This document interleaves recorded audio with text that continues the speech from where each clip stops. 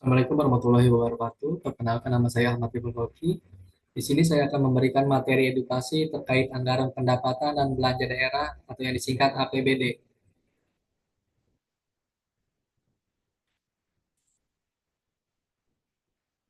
Dalam materi edukasi kali ini saya akan menyampaikan tentang pengertian dan definisi, tujuan APBD, dasar hukum, struktur APBD, proses penyusunan, dan contoh APBD Kota Bekasi tahun 2024.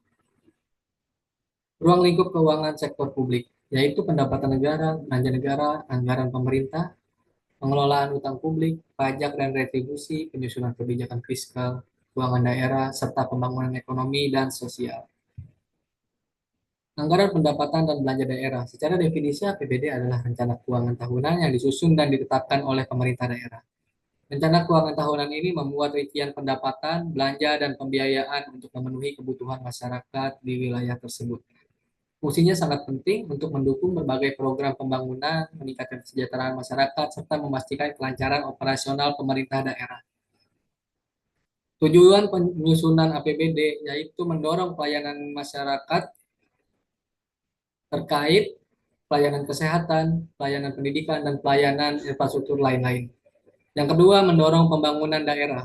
Dan yang ketiga, ada menjaga transparansi dan akuntabilitas. Hukum yang mendasari penyusunan APBD adalah Undang-Undang Nomor 32 Tahun 2003 tentang Pemerintah Daerah, Undang-Undang Nomor 33 Tahun 2003 tentang Perimbangan Keuangan antara Pemerintah Pusat dan Daerah, dan yang terakhir ada PP Nomor 105 Tahun 2000 tentang Pengelolaan dan Pertanggungjawaban Keuangan Daerah. Struktur APBD antara lain ada pendapatan daerah, belanja daerah, dan pembiayaan daerah. Komponen dalam pendapatan daerah ada pendapatan asli daerah, dana perimbangan, pendapatan sah lain-lain. Belanja daerah komponennya yaitu belanja operasional, belanja modal, belanja tak terduga, dan belanja transfer. Dalam pembiayaan daerah ada dua komponen yaitu penerimaan pembiayaan dan pengeluaran pembiayaan.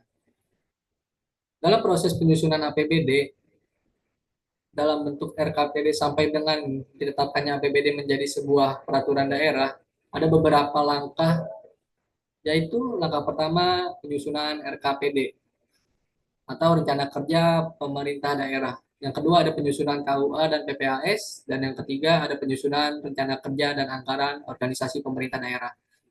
Selanjutnya pengajuan rancangan APBD ke DPRD dan akan dibahas rancangan APBD dengan DPRD.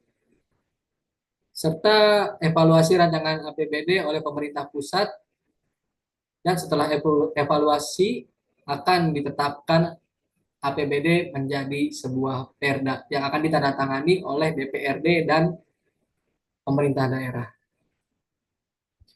Prinsip dalam penyusunan APBD antara lain ada transparansi, penggunaan anggaran, dan efisien dan efektif. Transparansi adalah proses penyusunan APBD harus terbuka dan dapat diakses oleh masyarakat. Penggunaan anggaran harus dipertanggungjawabkan kepada masyarakat melalui mekanisme audit dan pelaporan. Dan yang ketiga, efisien dan efektif. Digunakan secara optimal untuk mencapai hasil yang diinginkan dengan meminimalkan pemborosan. Di Kota Bekasi, keuangan sektor publik digunakan untuk mendukung program-program pembangunan seperti pembangunan infrastruktur, penyediaan fasilitas kesehatan, dan pendidikan.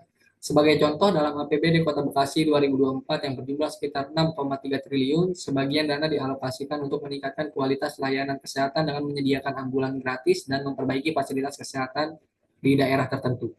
Selain itu, anggaran digunakan untuk perbaikan infrastruktur kota seperti pembangunan Plaza Patriot untuk publik yang lebih baik. Slide-slide selanjutnya akan saya tampilkan ringkasan APBD yang diklasifikasikan menurut kelompok dan jenis pada tahun anggaran 2024 Kota Bekasi. Yang saya ambil datanya dari data bpkad.bekasikota.go.id. Informasi yang pertama, data yang pertama terkait dengan kelompok dan jenis pendapatan tahun anggaran 2024. Uraiannya ada pendapatan asli daerah atau PAD, pendapatan dan pendapatan transfer. Pendapatan asli daerah sendiri berjumlah 3 triliun 203 miliar yang dihasilkan dari pajak daerah senilai 2 triliun 687 miliar, retribusi daerah senilai 459 miliar, hasil pengelolaan kekayaan daerah yang dipisahkan senilai 14 miliar, dan pendapatan asli daerah yang sah lain-lain senilai 42 miliar 691 juta. Dari pendapatan transfer yaitu dana alokasi umum yang senilai 2 triliun 50 miliar dan dana alokasi khusus yang senilai 970 miliar. Pendapatan transfer senilai 3 triliun 21 miliar.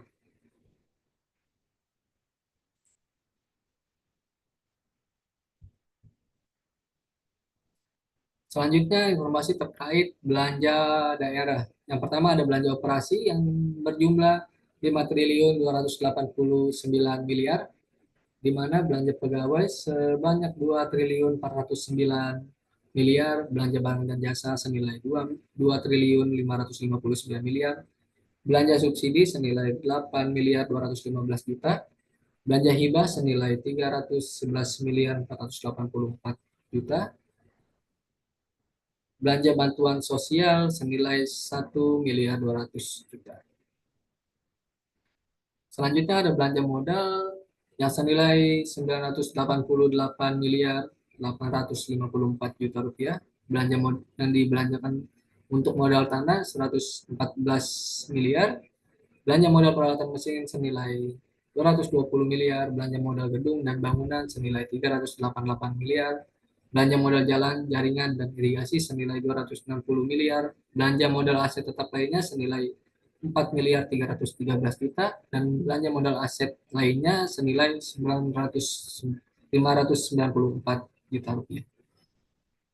Selanjutnya ada belanja tidak terduga senilai 47 miliar, belanja transfer yang digunakan belanja bantuan keuangan senilai 50 miliar, total jumlah belanja yaitu senilai 6 triliun 375 miliar.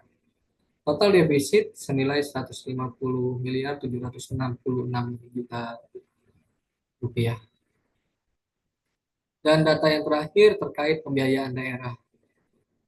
Memuat penerimaan pembiayaan dan pengeluaran pembiayaan.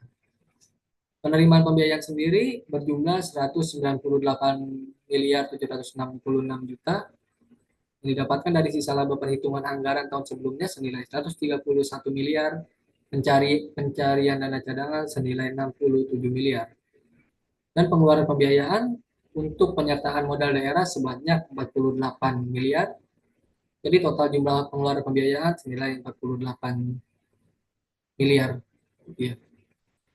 Pembiayaan netonya sebanyak 150 miliar 766 juta rupiah.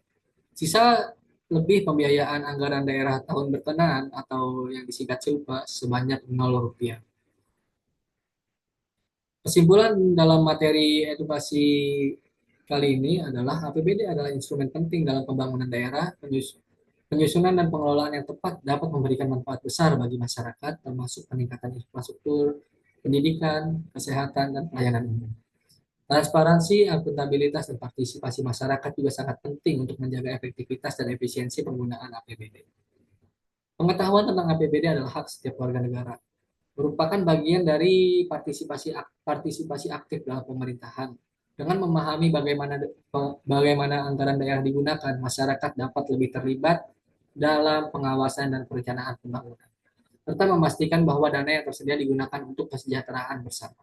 Sebagai contoh, di Kota Bekasi, masyarakat yang memahami APBD dapat melihat bagaimana anggaran dialokasikan untuk pembangunan infrastruktur seperti Panja Patriot, serta layanan kesehatan seperti penyediaan ambulan gratis.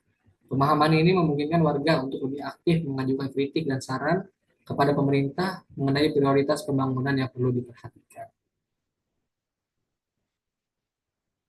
Sekian materi edukasi yang bisa saya sampaikan, kurang lebihnya saya mohon maaf. Dan atas kesalahan informasi atau kesalahan kata, saya juga izin meminta maaf. Assalamualaikum warahmatullahi wabarakatuh.